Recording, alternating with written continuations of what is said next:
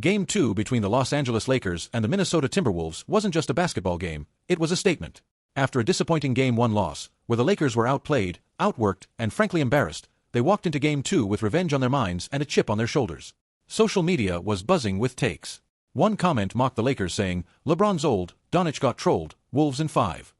Another fan clapped back with, "The Lakers lost on purpose. It's all part of the plan, Lakers in 5." Whatever the opinions were, they didn't matter once the game tipped off, because what followed was a total shift in mentality and tactics from Los Angeles. Right from the opening possession, the Lakers showed urgency. There was pressure on the ball, smarter defensive rotations, and a level of physicality that just wasn't there in Game 1. It was clear that head coach JJ had retooled a game plan, and the players were locked in.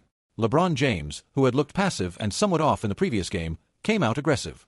He wasn't forcing the issue, he was picking his spots. Whether it was patiently attacking Gobert in the paint or finding cutters off the ball, LeBron played like a man with something to prove. His composure in the half-court was critical in setting the tone.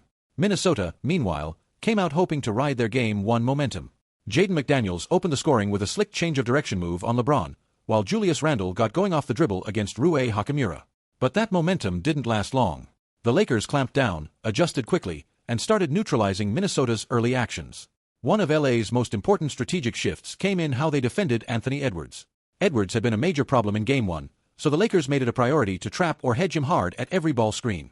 Jackson Hayes stepped up aggressively, forcing the ball out of Ant's hands while Austin Reeves fought hard to recover and switch back. The Lakers' bet was clear: make someone else beat them. On offense, LA was surgical.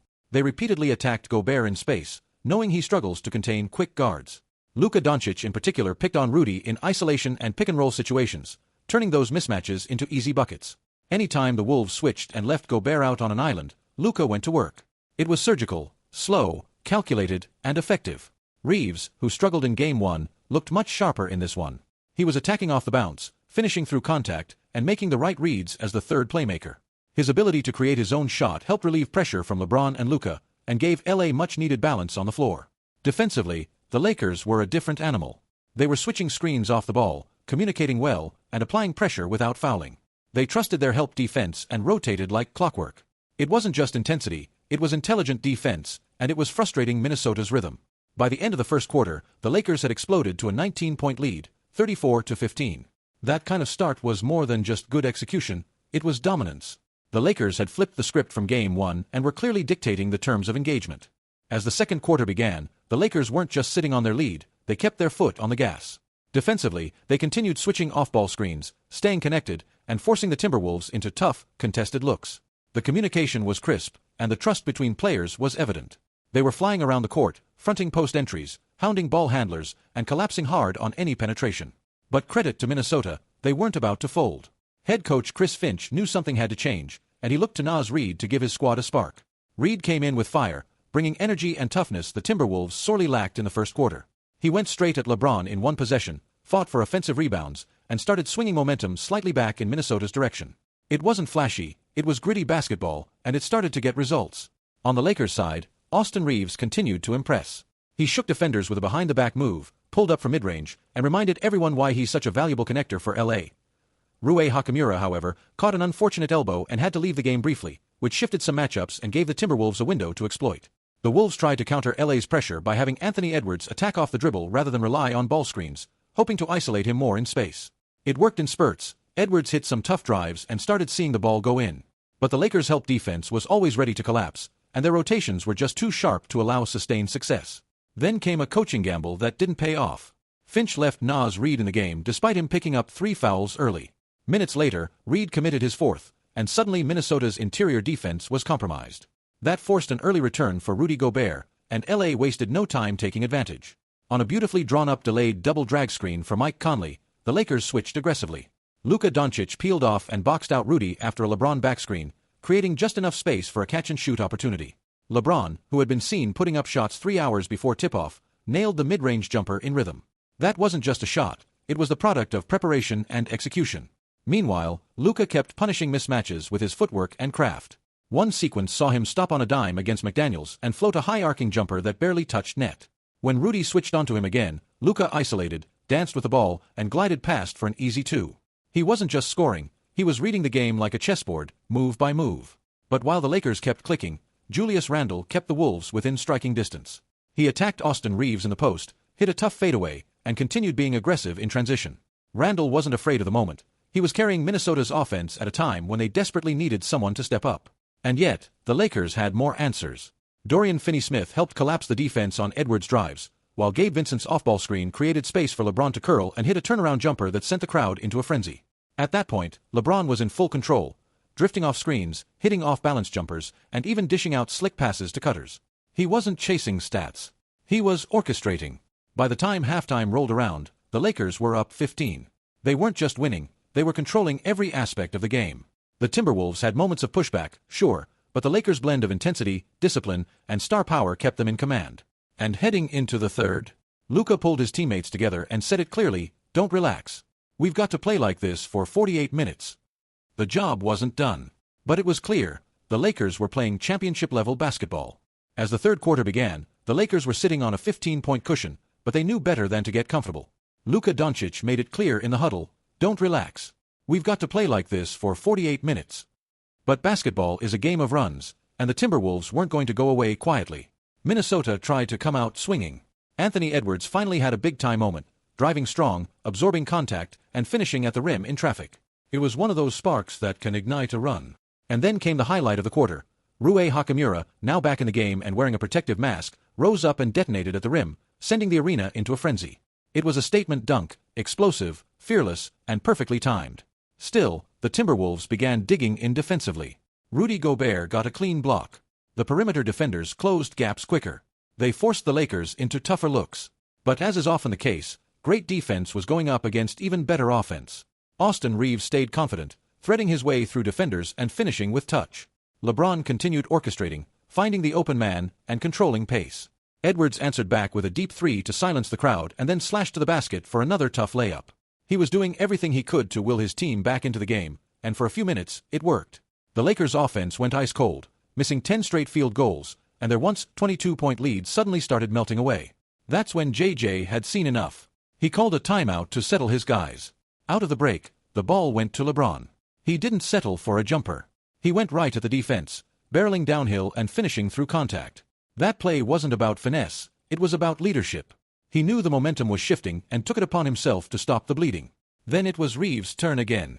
With Gobert switched onto him, Austin sized him up like a cone drill: step, hesitate, attack, finish. The Timberwolves were getting exposed on these switches. Rudy was too slow to contain on the perimeter, and the Lakers kept isolating him in space. Gabe Vincent also had his moment, recovering from a blown coverage by erasing his mistake with a smart closeout and contest. And when the Wolves sent help at the rim, Vincent kicked it out to Naz Reid, who fumbled the catch but still splashed a corner three.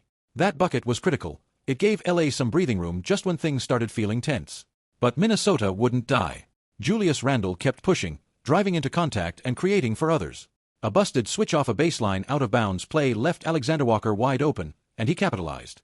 Suddenly, the Lakers' lead had shrunk to just 9 points. That's when the pressure hit a boiling point. LA had been scoreless for nearly 3 minutes. The Timberwolves were surging. But LeBron, once again, rose to the moment. He read the defense, jumped the passing lane, and stole the ball, taking it coast to coast for the layup. That single possession may have saved the game. And then Luka put the nail in the coffin. The Timberwolves made one last push, but Luka Doncic, cool as ever, attacked the defense with pace, drove straight into Edwards, and finished through contact. It was his 31st point of the game and the dagger that sealed it. Final score, 94-85. Lakers win. Series tied 1-1. This wasn't just a bounce-back win, it was a tactical, emotional, and physical statement. The Lakers made key adjustments, responded to every Wolves run, and leaned on their stars to close the show. Now the series heads into Game 3, and the only thing that's certain? This battle is far from over. So, is it Wolves in 5? Or Lakers in 5? Game 2 wasn't just about tying the series. It was about resetting the narrative. After a sloppy, disconnected performance in Game 1, the Lakers needed to show they still belonged in this fight. And not just to the fans, but to themselves. And now, after a dominant bounce-back win, we're seeing the blueprint of how this team can win the series, and potentially make a deeper playoff run. Let's start with the defense, because that was the foundation of this turnaround. Head coach JJ made key adjustments that worked to perfection. In Game 1, Anthony Edwards got comfortable early. In Game 2, LA changed the equation. They sent extra pressure at Edwards every time he came off a screen. Whether it was a hard hedge from Jackson Hayes or a delayed trap forcing him into a pass, the Lakers took the ball out of his hands without overcommitting. Even more impressive, The team-wide discipline. Every rotation, every closeout, every switch, it looked like a team that had studied every angle of Minnesota's attack. And it paid off. The Wolves had no rhythm for most of the night and were forced into isolations and late clock heaves. You can't beat playoff teams with one-on-one basketball, especially not with the Lakers locking down like that. Now let's talk about LeBron James. At 39, the man is still playing chess while others are playing checkers. His Game 2 performance wasn't about dominating the box score, it was about timing, leadership, and control. He knew exactly when to slow the pace, when to push, and when to attack mismatches. More than anything, he kept the team calm during Minnesota's runs. And the other leader? Luka Doncic. This was vintage Luka, controlling tempo, dissecting the defense, and scoring with flair. But beyond the highlights, what stood out was his focus. He didn't settle for deep threes when he didn't have to. He went at Gobert when the switch came. He hit the mid-range when the lane was clogged. This wasn't just about talent, it was about surgical execution. Then there's Austin Reeves, who bounced back in a major way. His aggression changed the complexion of the offense. He didn't wait for opportunities, he created them. And his ability to take defenders off the dribble, especially when Gobert was pulled out of the paint, gave the Lakers another weapon. But here's the thing, the Lakers haven't played their best game yet. There were still scoring droughts, blown coverages, and moments where Minnesota crept back in. If this team can string together 48 full minutes of locked-in basketball, they have the pieces to take over this series. From Minnesota's side, there are serious questions. Finch's decision to leave Naz Reid in with 3 fouls was a momentum killer. Gobert continues to be a liability in space, and if the Wolves can't hide him, LA will keep hunting him until it breaks the defense. Offensively, they'll need more consistent help for Randle and Edwards. McDaniels and Conley have to show up, not in flashes, but for full stretches. Looking ahead to Game 3, here's what to watch. Will the Timberwolves adjust their pick-and-roll coverage? Can they get Gobert involved offensively to force LA into tough decisions? And for the Lakers, can they keep this defensive intensity on the road? Momentum now swings in LA's favor. They've found their identity again. The ball is moving, the defense is swarming, and their stars are locked in. If they keep playing like this, the Lakers in 5 crowd might not have been so far off.